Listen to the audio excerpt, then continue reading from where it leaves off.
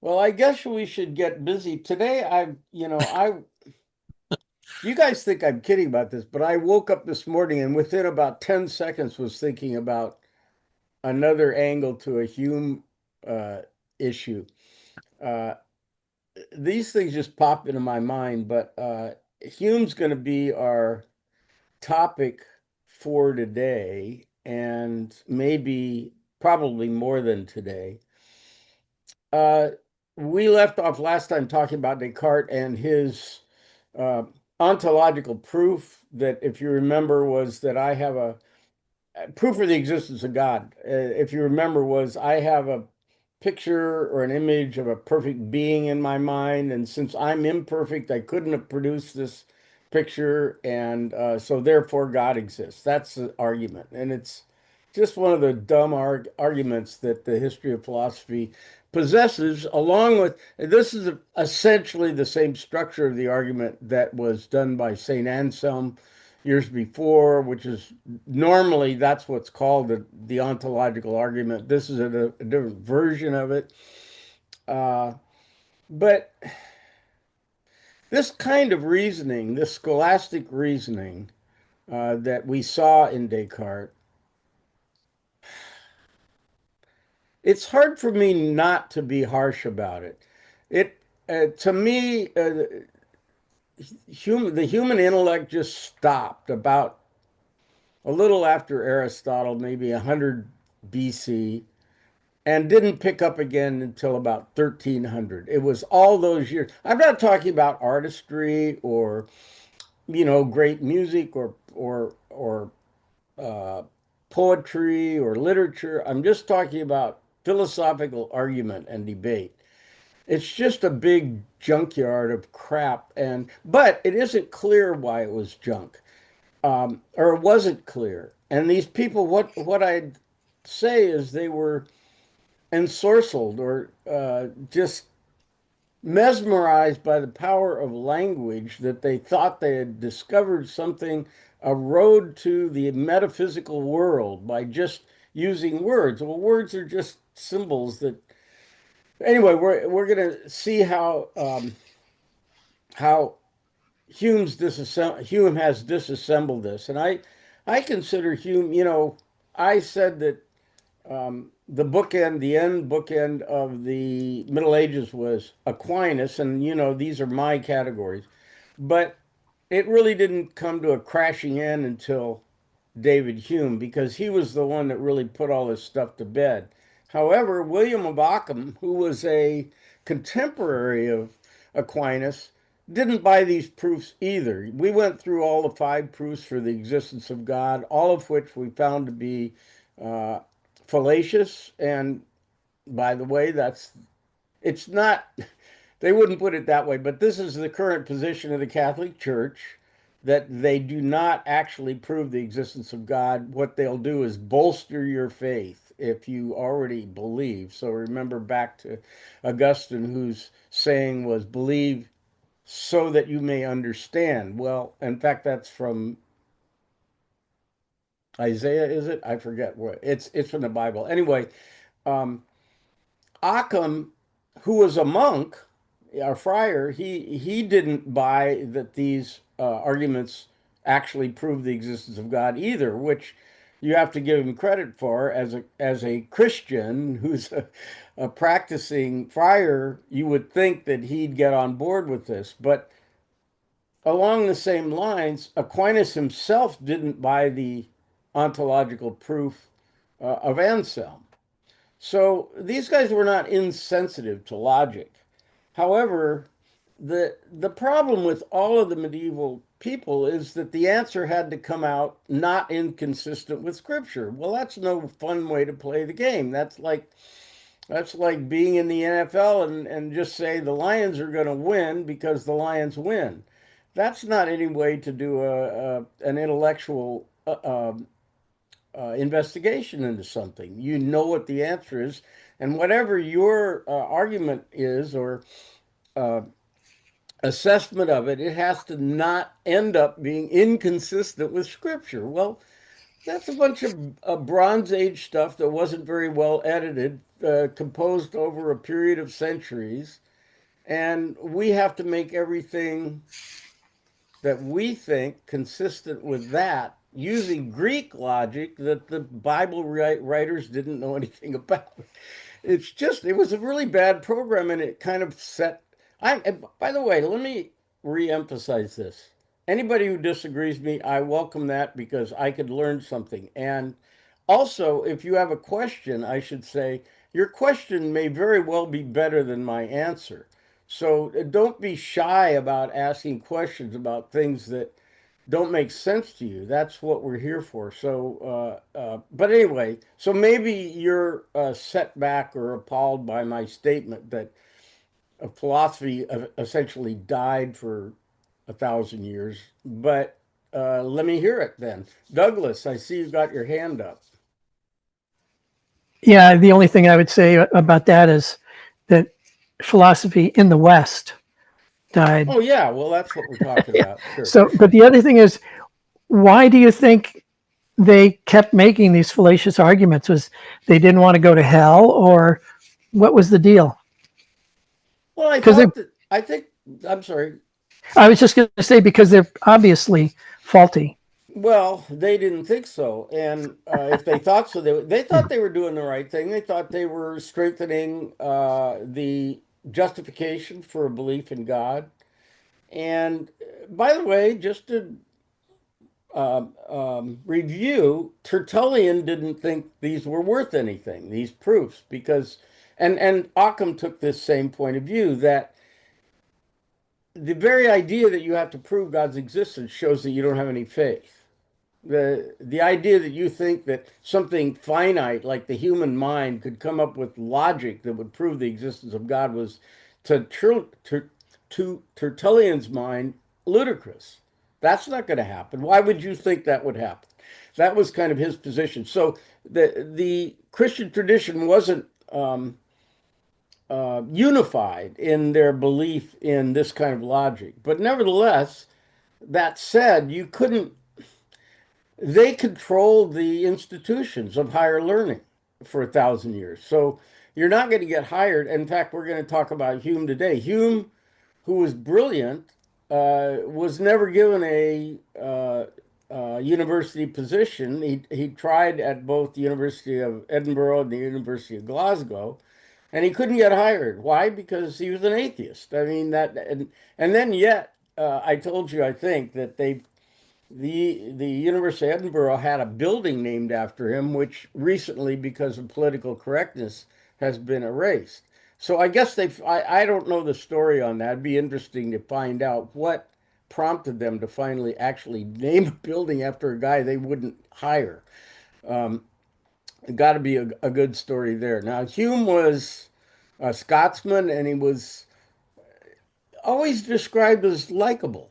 And yet, he, in my way of thinking, he's the guy that brought an end to this idea of scholasticism and ushered in or eh, gave permission to intellectuals following him to open the door to the Enlightenment, where we were just going to try to improve humanity on the basis of human reason and not hold our hand to God to try to have him solve our problems.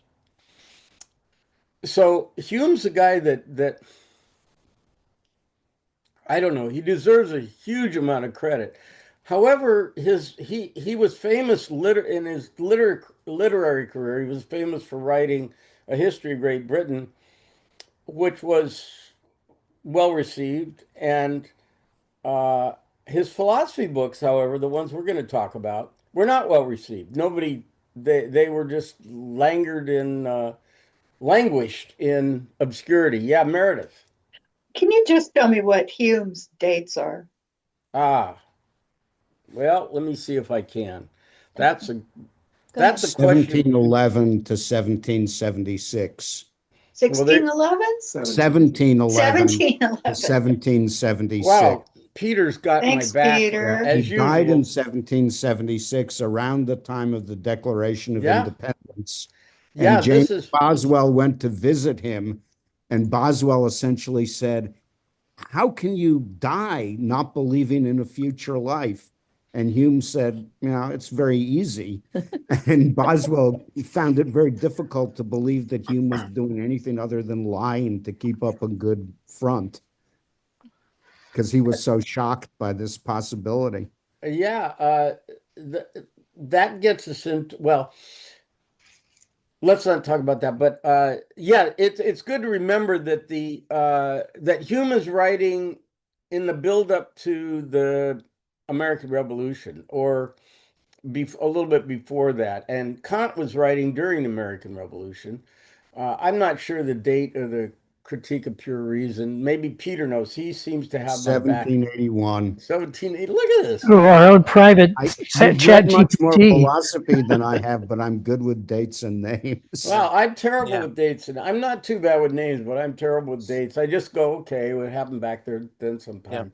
I'm sloppy It's about it. important, by the way, it's important to note that he was a contemporary of Adam Smith, Yeah. and they were very closely, connected. And they both had trouble with the uh, university orthodoxy. They had trouble with Oxford. Yeah, I could see why he never got tenure. You know, Yeah, he never even got they were hired. not conforming to anybody Right, right, else. But right. But I mean, Smith this, was a professor at Glasgow, though, wasn't who he? was? Yeah, he did Adam better. Smith was a Smith. professor at He did Glasgow. better than his buddy Hume, another Hume scholar. was also harshly criticized from the pulpit. He didn't ever suffer any actual legal problems that I know of from this, but from his atheism. But he's this is probably apocryphal, but one of the things that's often attributed to him is that if he ever hears that somebody is religious, he automatically assumes they're a rascal. I think rascal is the word that he's used, Yeah. and essentially a hypocrite. So he didn't have a high view of religious teachings at all, but he was well liked. In other words, we get the impression that he was a genteel person who um, you could have a card game with and have a nice evening with. He wasn't like a harsh person. Okay, so what is he good for? What do we know him for? He Oh, let me say one other thing. It may occur to you to wonder why we're just going through these guys and then saying, "Wow, that didn't work." Why waste your time? Why not go to the things that are correct, and not waste your time with things that aren't? And my answer to this is that once you look at the arguments and assess them, then you take possession of that position. It's not the same as, well, he said this and I don't believe that. Uh, you if you examine why don't the proofs for the existence of God work? Well, you could say, I don't know, I don't believe in proving it. That's not interesting. When you go through every proof and you show where it has failed, then I use the phrase take possession of it. You understand why it fails. And I think that's important. So if you're wondering why we keep bringing guys up and then refuting them, that's the reason. So his, like I was saying, his great philosophical works were the Treatise of Human Nature and the Enquiry Concerning Human Understanding, and also the Dialogues Concerning the Natural Religion. The Dialogues may be his most famous work outside of academia, and he didn't publish until after his death. He was afraid of the backlash he would get from publishing them during his lifetime. So um, those works, like I say, were fell on deaf ears. They didn't sell very well, and they weren't highly regarded or nobody paid attention to them until Immanuel Kant. Um, Kant the famous quote from Kant on Hume was he read Hume and he awakened me from my dogmatic um, slumbers. And like everybody else, Kant had been teaching kind of in a dogmatic fashion after the style of Thomas Aquinas, as everybody did. This was the style of the day. And what Hume did was go through all of these um, arguments and try to connect them back to an empirical perception. Hume had two sources. He said there were two sources for establishing the truth of something. One was what he called uh, matters of fact. And before we've referred to a posteriori knowledge. In other words, knowledge after sense experience. This would be his equivalent of that is matters of fact. That's just his term for it. And then the other source for establishing the validity of a position is relations of ideas. Now, Leibniz used the phrases analytic and synthetic, and this is going to be picked up by Immanuel Kant in a big way. But an analytic statement is one that I think we've already gone over this, but let's go over it again. An analytic statement is true by virtue of the definitions of the terms used in the proposition.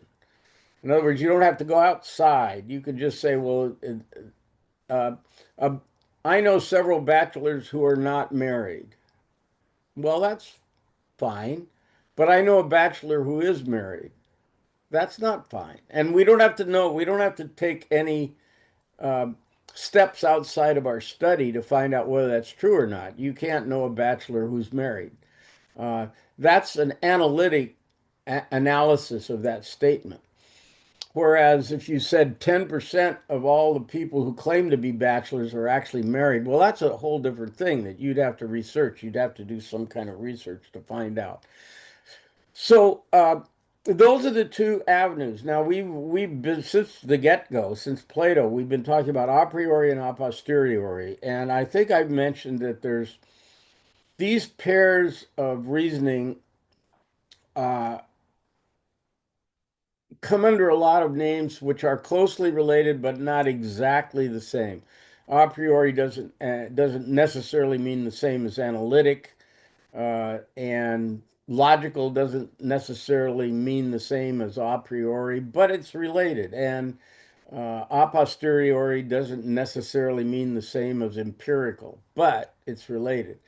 So uh, anyway, the what Hume does is say there's two ways we can establish the truth of something: matters of fact or relations of ideas, and this is called Hume's fork in the literature. If you look it up, you'll see the distinction that I'm about to make.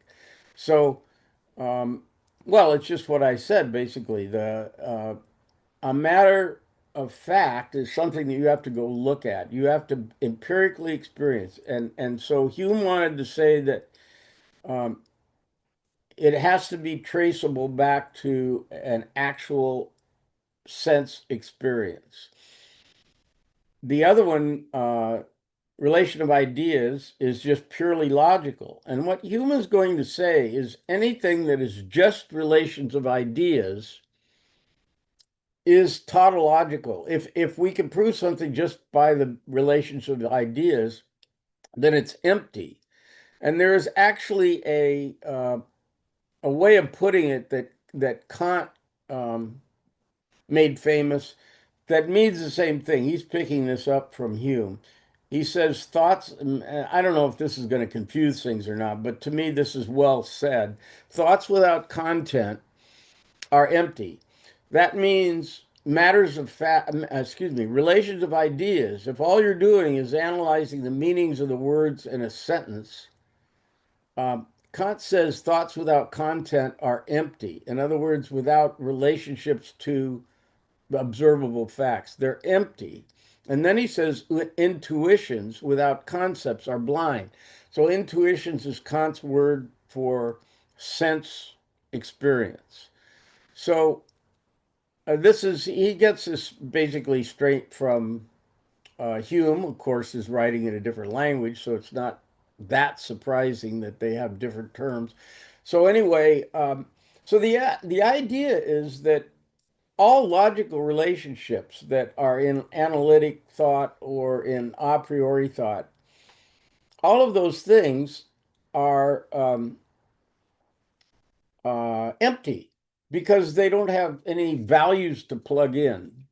So we can't say anything about the real world with them. And then the other thing, intuitions without concepts are blind. That Kant says. We're going to get into this more when we talk about Kant. But you can think of this as unless there were some organizing principles in our mind, you can imagine. I always compare it to like a digital camera. A digital camera has very good vision, just like yours, but it doesn't know what any pixel is a part of. It doesn't know without it being analyzed by some kind of software or a uh, operating system. It doesn't know anything. It's just a bunch of pixels that are numbers.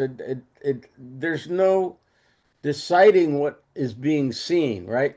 So that's what Kant is saying, that would imagine something he calls the manifold. I don't want to get too far ahead of myself, but if you have this flow of sense impressions coming into your mind, unless there's some organizing principle, and this goes back to Aristotle, who thought, okay, well, you can see these two things that look similar, so we're going to call them by the same name.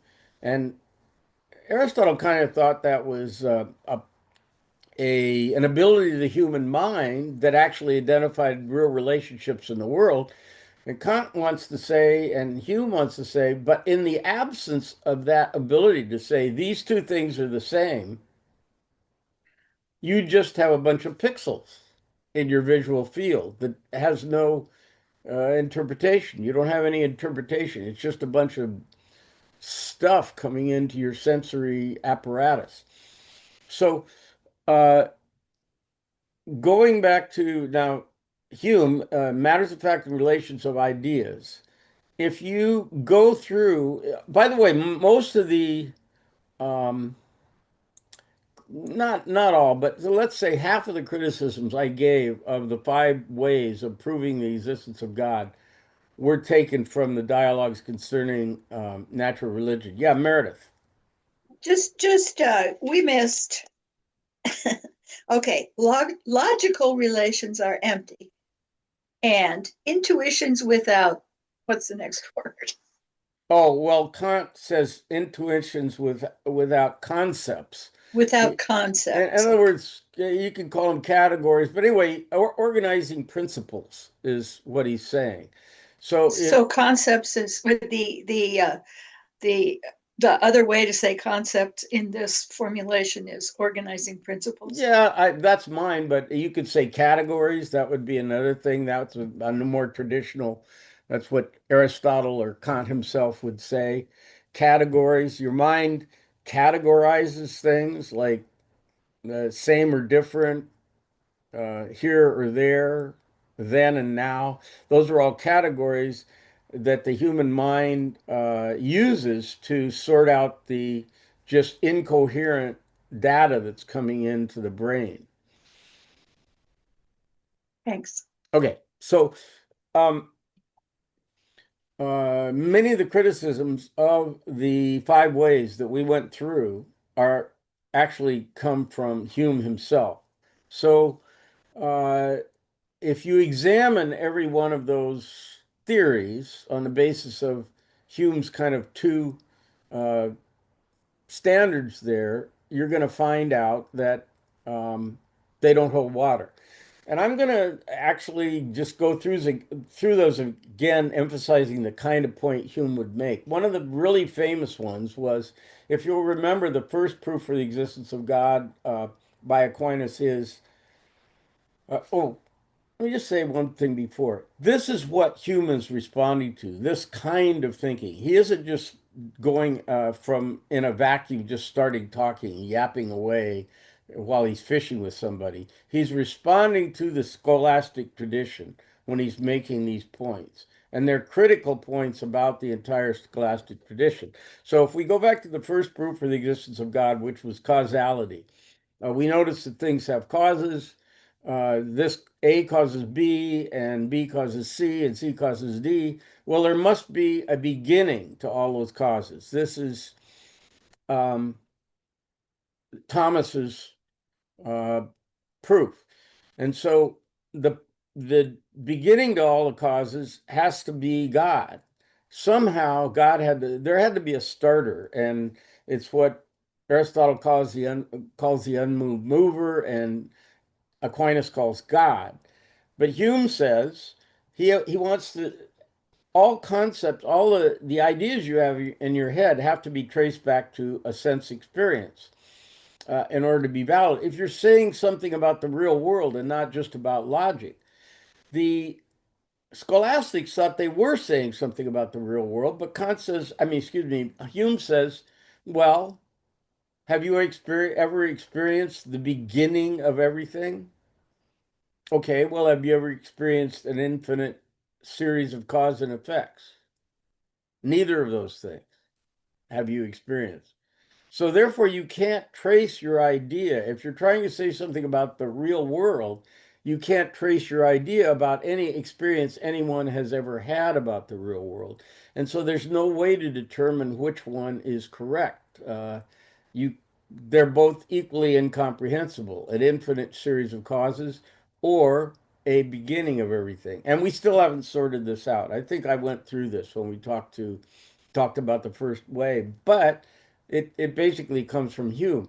And one of Hume's most famous points was about causality. And here's what Hume says. He says we don't experience causality. What we experience is one event and then another event. We're going to get Laurel going here in a minute. We experience one event and then another event, but we never experience the thing connecting the two events. Now we can notice that they very often, B follows A, very often. Maybe every time we've ever experienced it, B follows A. Well, have we ever seen the thing that connects B and A? No, we just see these two things. And Hume calls it habit. So what you have is event A, you have event B, you have a continual conjunction between, or a frequent conjunction between event A and event B. And then you have a habit of saying, well, that causes that. But Hume brings up something that's a very famous problem, which is the problem of induction. Yeah, Peter. I think it's Bacon who says causality is hard to establish, but there are four things you can say that should establish it. B always occurs after A. B never occurs when A doesn't occur. The more A there is, the more B. The less A there is, the less B. And he says, I believe it's Bacon, says that's a strong presumption that A causes B. So, if you put those four things together, I think you've got something like, what I would take to be the scientific notion of causality, even granting that Hume's problem that he raises is a real problem. We went Mill's methods, and Laurel. I don't know if you saw Laurel's. She wrote in about Mill's methods with a more advanced kind of version of the same thing. But this conjunction between A and B is what Hume is talking about. And what Hume is not trying to say, by the way, just because it sounds crazy at first. Is he saying that viruses don't cause disease? Is he saying there's no cause for No, he's not saying that. He's addressing himself to the people who are making a metaphysical point that because there's such a thing called cause, we can extend it all the way back to a metaphysical being, which is God. And Hume is saying, wait a second, we've never experienced the link between A and B. All we do is experienced the conjunction between A and B, and the actual metaphysical cause connection, we haven't experienced that. And this is called the problem of induction. Now, just to reiterate what I just said, Hume is not addressing himself to the average. He's not saying, "Oh, well, you could never tell that that headache was caused by the fact that I hit you in the face." he he's not saying something insane like that. He's addressing himself to people who are trying to make grand metaphysical points.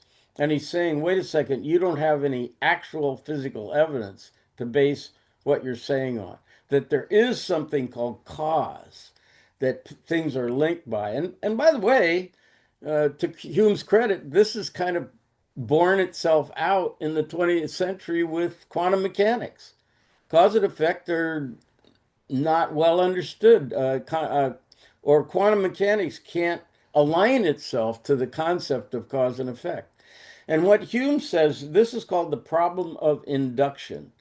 And the problem of induction is that uh, A causes B, and we've always seen that in the past, so it will be true in the future.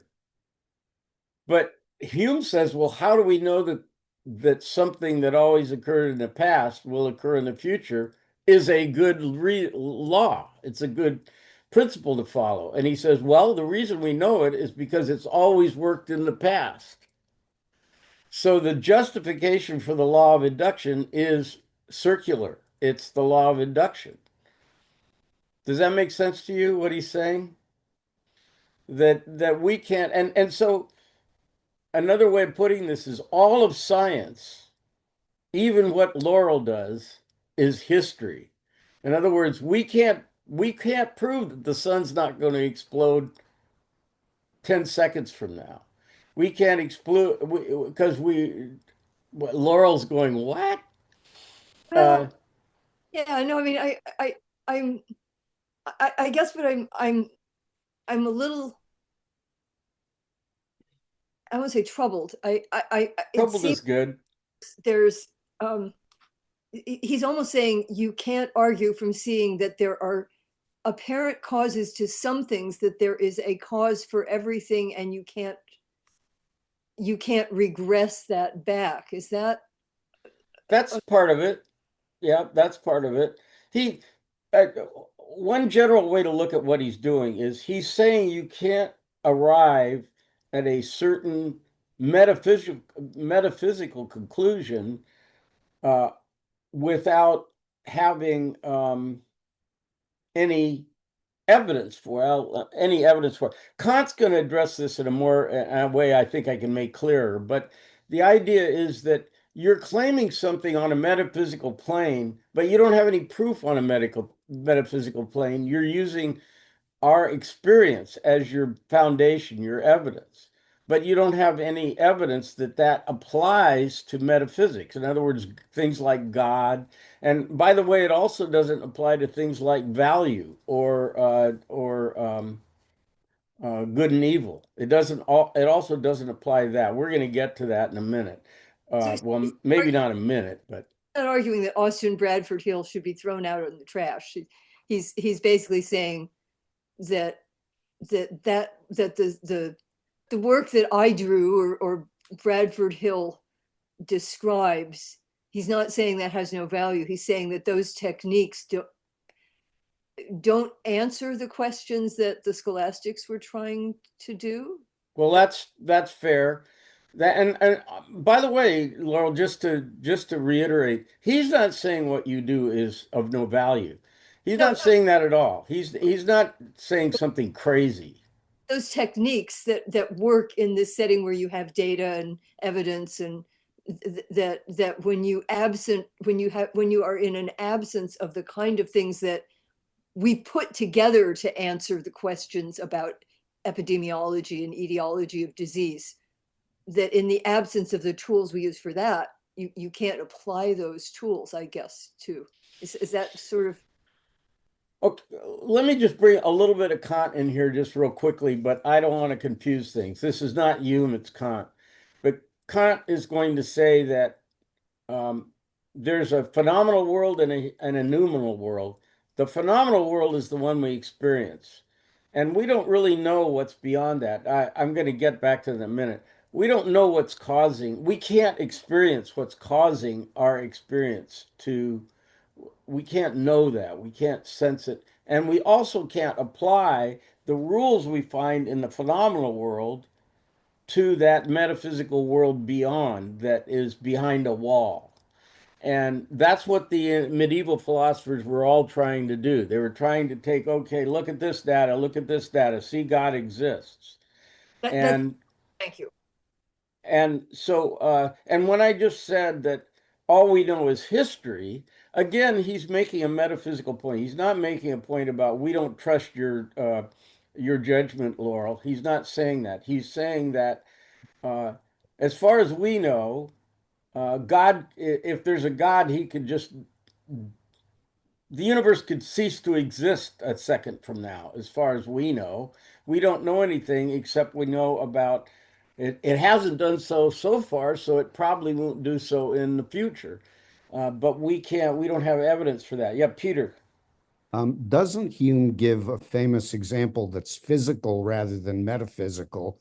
I think it's something like we've seen the sun rise in the east every day, we've seen it rise, but we don't know that it won't rise in the west tomorrow, which I think in a certain sense may be true because we don't have absolute knowledge of the future.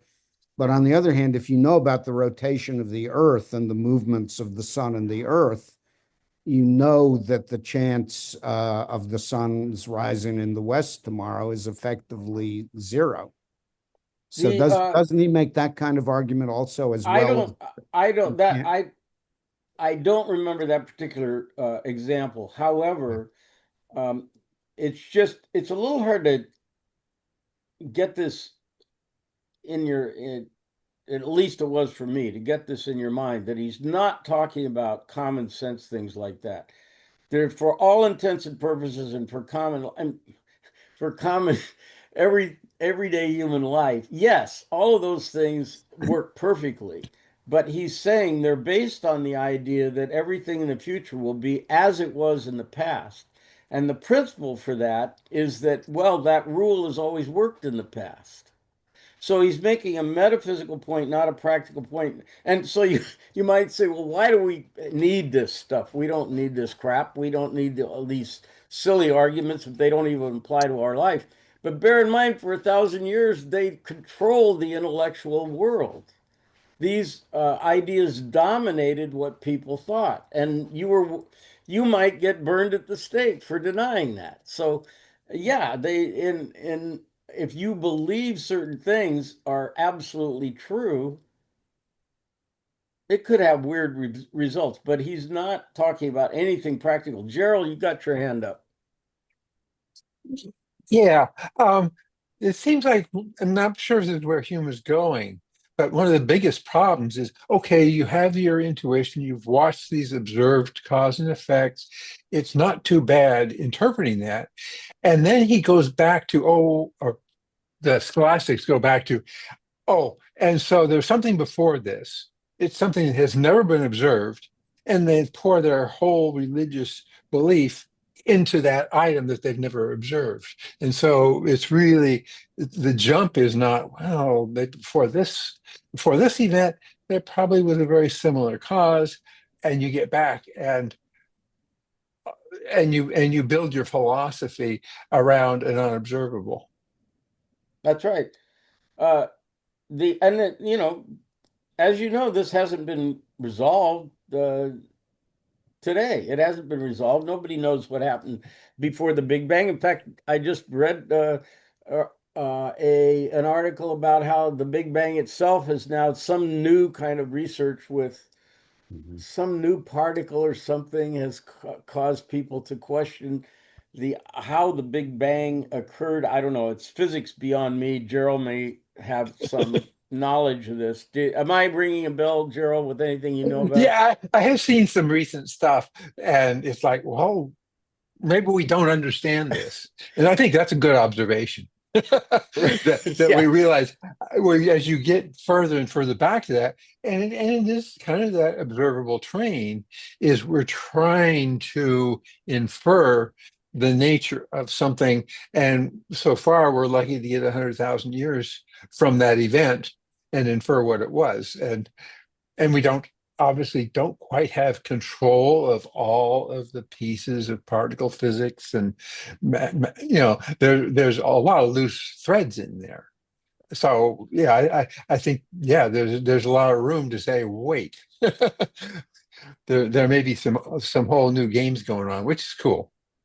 Yeah, so Hume is just, obviously these I think I mentioned earlier some of the insight that, well, going back to the pre-Socratics, they seem to have had.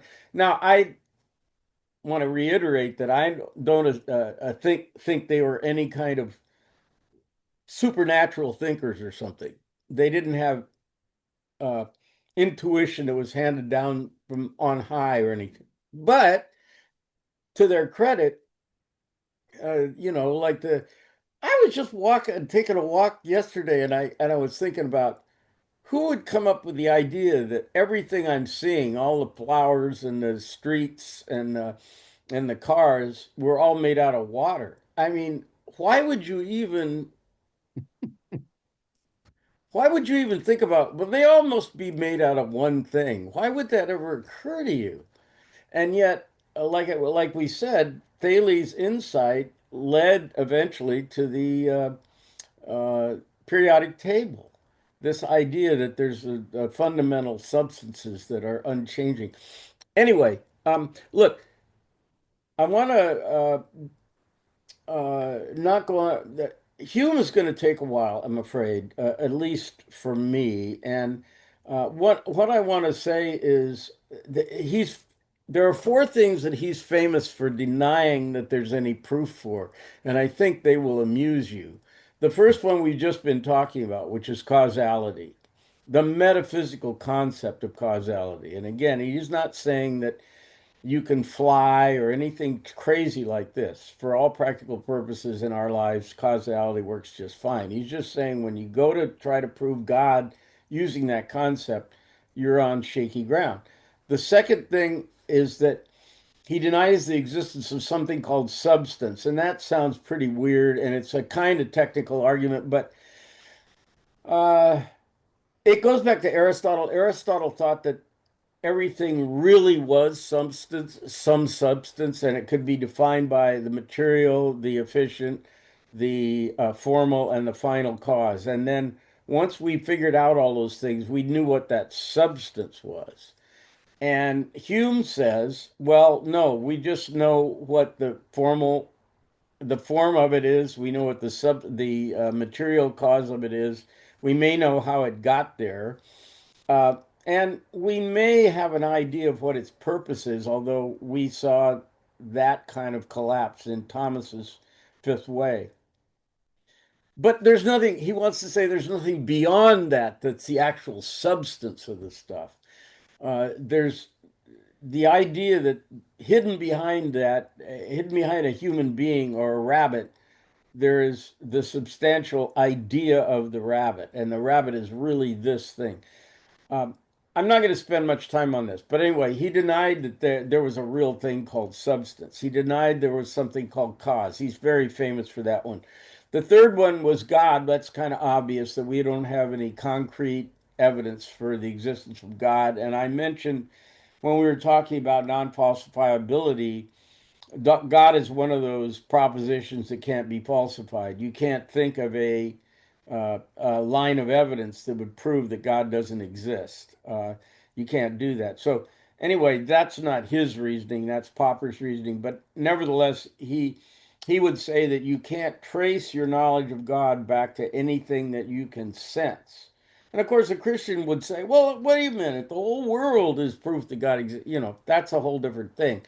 But in terms of science or philosophy, he wants you go back to a sensory impression and from that demonstrate God exists. And I think that most people would agree that's impossible. And then the last thing that's the funniest one is the self.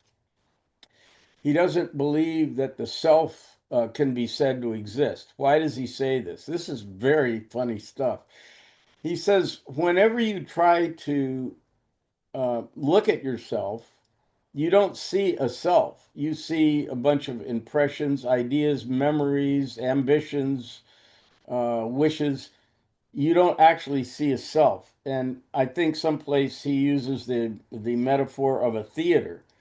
It's like you're in a theater and you see all these things happening, but the person looking at all this stuff is not seen.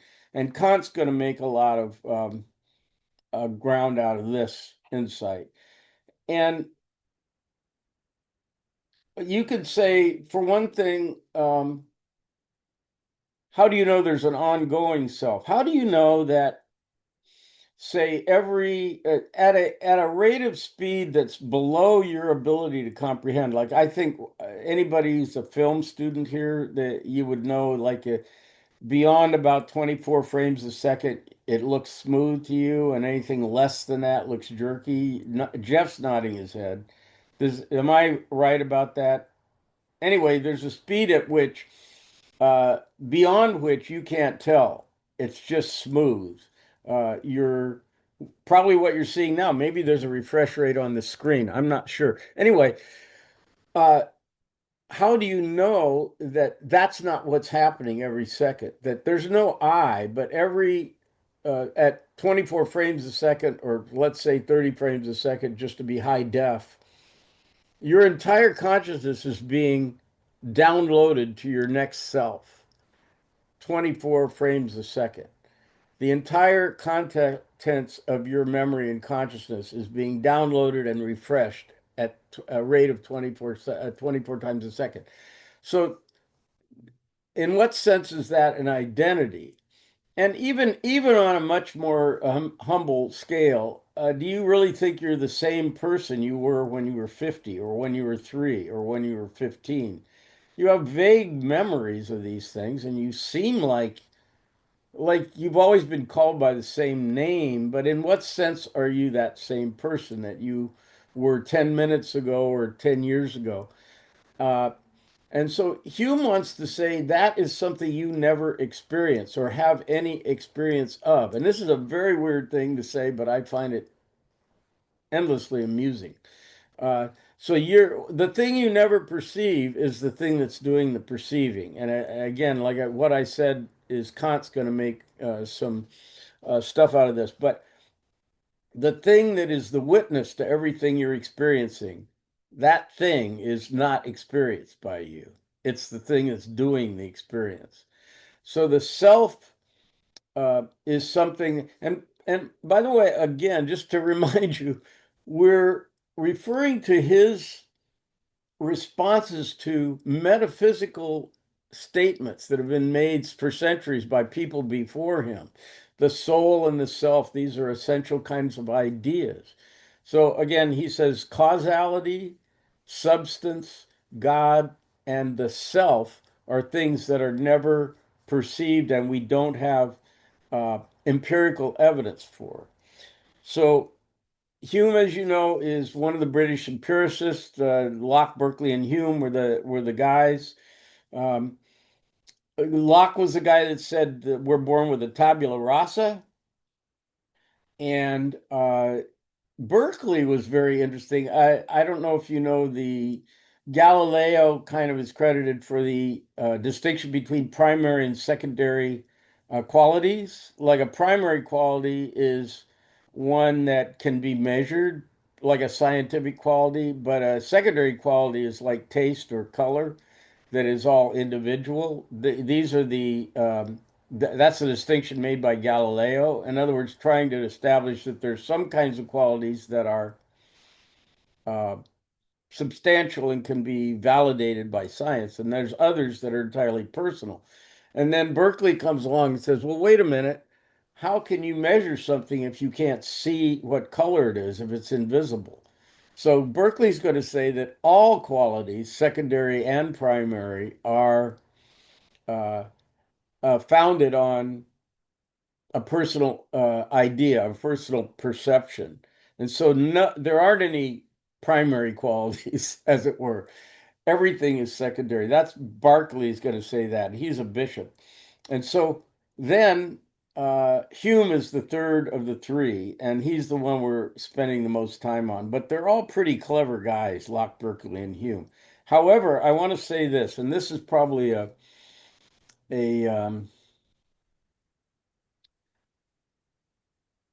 what do you call it when you're telling him the ending of a movie? Uh, Spoiler. a spoiler. Spoiler alert. Neither the empiricists nor the rationalists are going to solve it. We'd like to think Hume has done away with all these guys, but not so fast. That didn't happen. And we'd like to think that the rationalists have proven that they need their concepts in order to have perceptions make any sense. That's not going to work either. Gerald, you got your hand up. Yeah, what does Hume say is observable? Well, that's a very good question. It's not that nothing's observable. It's that it's the things that the metaphysicians, the scholastic philosophers were trying to tell you exist. Those things are not observable. So regular stuff like spaghetti and, Beavis and Butthead, they're observable. But what's Okay, not observable is causality itself. That's what he's going to say. So so he's it's really it's these abstractions he goes back to and says you can't see it, and you have filled that gap in and then decided it was real. Okay. that's right, Phil. That's a good way of putting it. Uh, but they're not just abstractions. They're subtractions that substantially directed the human mind for 1,000 years. These abstractions were considered to be solid as a rock for a very long time. They were fundamental ideas that guided the rest of intellectual inquiry for 1,000 years. Um, Peter, Yeah, one completely unbelievable thing to me about empiricism is Locke's idea that the mind at birth is a tabula rasa.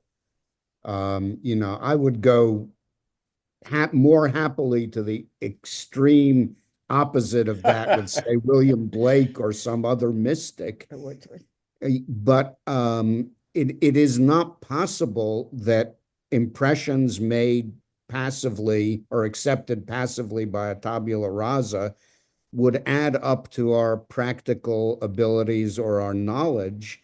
And as far as I know, all biology, all anatomy, all physiology would say that's not true of what we're equipped with when we're born. So I think on that point, both mysticism and science and pretty much everything in between would say, important as sense impressions are, important as it is to establish facts through things that can be seen, heard, tasted, touched, or smelt, you can't possibly limit human knowledge to that. And, I think that's part of what Kant is saying also.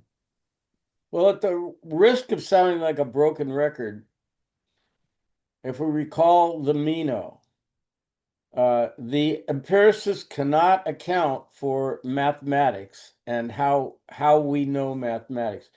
To be fair to them, nobody else can either. So it's like I think I recommended go look at the Wikipedia article on the philosophy of mathematics if you want to have your self confused, if you enjoy being confused, which I kind of do. Um, but yeah, you're right, Peter. This is an interesting area of early childhood development too. Exactly what does a baby know? And people are all over this question, and the way they tell it is, or the way they sense whether a baby thinks something is ordinary or not likely is that the baby will stare longer at something if you have a puppet that just disappears, the baby will stare because it doesn't understand. It seems that the uh, what it has just seen defies the rules of physics. And how would the baby know the rules of physics if he was a tabula rasa? So why would it surprise him that something just pops into existence or pops out of existence? But this is what the kind of this is the kind of question that is, as we speak, being investigated by people who specialize in early childhood development. Yeah, Meredith. Meredith, If you're a mother who's had more than one child, I'm not you a know mother. that each child arrives with different programming. And although they're programmed, I can't believe they aren't. They're not all the same. Yeah, where does it?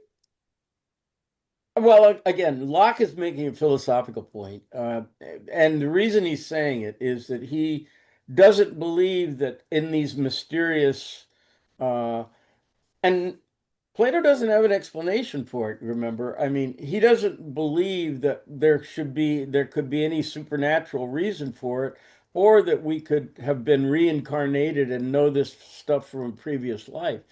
So what Locke's trying to say is not so much just blandly they don't know anything. He's saying if they do know something, you're going to have to explain where they got that knowledge, and nobody can do that, including mothers. I would guess they Oh, yeah. all they Agreed. and so all you could do is observe. Well, this kid seems to know something that that kid didn't know. How is that possible? And you don't know, but that's the kind of thing that the philosophers were trying to ferret out, not just merely observing little kids and saying, not that there's anything wrong with that. Barry, Just wanted to say I have to leave for an appointment, so thank you, Tony, and look forward to seeing everybody next week. Right. very good. But Um, Hume is known as a And I gotta skeptic. go too, so I will see you later. all right, Neil. All right, see you guys. Hume is known as a skeptic and an empiricist, but I think this is a case where if he'd been more of a skeptic, he would have recognized that empiricism has very much narrower limits than he thought it had. It's like nobody can be completely a skeptic. Like in dialogues concerning natural religion, one of them says to Philo, well, when we finish our discussion, we'll see whether you leave the room by the door or the window, and I then we'll know. know if you're a complete skeptic. Right. But on this question of how do you know that babies are born different from each other, I think even if you say, I can't explain that, or it might have something to do with the structures of their brains, but I still can't explain it, you're in better shape than if you say, no, no, they're all the same. It's only what's inscribed on the tabula rasa. The skeptic who says, I don't know, is in better shape there than the one who says, I do know. Yeah, I'm afraid that's often the case, which is one of the disappointing things about philosophy. You never get to the end where you can just say, okay, I'm done. I know everything. Although it's been announced a few times in the history of philosophy that we now know everything. In fact, there was a scientist. Who was that guy? This is like 40 years ago. There was a scientist that said physics is everything's been discovered. Remember I who's? don't remember. I remember hearing that. Yeah. It was Hawking. No, I don't think it was Hawking. No. He says Uh, something like that, though. Hawking may have said something like similar, but there was another guy that said I think we it was don't. 19th century. Somebody in the No, no, 19th. it was somebody more recent than that. It was somebody in the 60s or something wrote a book saying we It know was in everything. what's the office that like Einstein was working in and stuff, So Advanced uh no, the, advanced studies at Princeton. no, no, no, Patent office. patent off. Yeah, it was somebody in the Oh, the patent patent office. 19th Yeah, century said it. right, right. So there So would no more. We don't need any more patents because we got everything figured that's out. right. Something like that. That turned out to be not a very good assessment. Hmm. So anyway, anyone else on Hume? We're not done with Hume, by the way. We've kind of covered these. Remember those four things that he said we can't demonstrate the existence of: the self, God, causality, and substance. Those are important things about Hume. but we haven't talked about his ethics yet, and we'll address that next time because he's an important ethicist too, and not in the normal way of being an important ethicist, but kind of in the way he's an important philosopher, and that is just denying that what everybody else said was could be validated. Not that it wasn't true. Once again, I guess I have to say this. I keep feeling like I have to say it. Somebody's religious beliefs are none of my business. I don't care what somebody believes. If they believe that there's a space alien race that's going to come along in 10 years and lift everybody up to heaven, I don't care if you believe that. All we're trying to do is establish here whether or not the arguments that we're offered do what they say they're going to do. That's all we're doing. It's a minimal job. We're not trying to criticize religion or anybody's beliefs. Yeah. Uh, So Tony, are you going to talk at all about his distinction between enthusiasm and superstition in religion? I I, read w- that I little. wasn't going to. Okay, no, you don't have to. Do you want to talk about it? That little thing, and it was funny, but I find Hume pretty entertaining, actually. I find him pretty funny. And he writes, not only that, he writes in that 18th century very formal kind of like when you sign a letter, it's like uh uh uh at the end when you're signing off, you say until that wonderful time when we meet again, I remain, dear Laurel, your admirer and friend, your obedient your servant. obedient servant, whatever it is. But it's this elaborate Yeah, clothes, and I don't know. I love that stuff. I don't know why I love it so much. But anyway, that's how Hume writes. He writes in that style, as did Jefferson and the founders. You know, they were all in the same era. not a long essay. It was just sort of charming.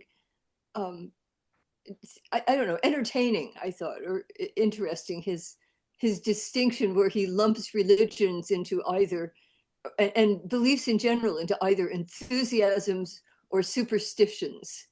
We'll And have I to guess you go when you say you can't. There are things you cannot prove. But if you're going to create something based on things you can't prove, he distinguishes between enthusiasms and superstitions. Interesting. I don't remember. I guess I do remember. That rings a bell, but I'll have to go look that up. Laurel, you've challenged me here. Well, I mean, it's just sort of an odd distinction, and it's entertaining how he um, lumps people. He doesn't really like these superstitious people, and he puts a lot of. I think he puts the Jesuits in there and a bunch of other Oh, Catholic. does he? But the superstitious people, and then the enthusiasts, who include people like the levelers and the diggers, and I don't know what all and perhaps other Protestant sects. But at any rate, it was entertaining reading. Very good. Tolerant Well, enthusiasts, but not much.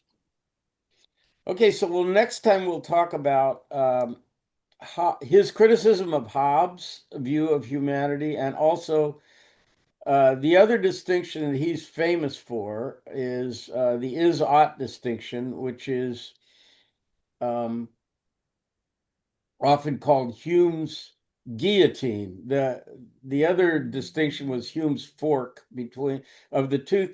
You have to be able to demonstrate something by either matters of fact or relations of ideas. And if you can't, he wants you to cast it into the flames. It's kind of radical. But all he's saying is what Socrates said. We're trying to determine what is truth and what is opinion. That's all he's saying. It's not as harsh as he makes it sound. But the other distinction he's famous for is called Hume's guillotine, and that is the distinction between fact and value, or is and ought. And we will be talking about that along with his uh, criticism of Hobbes next time.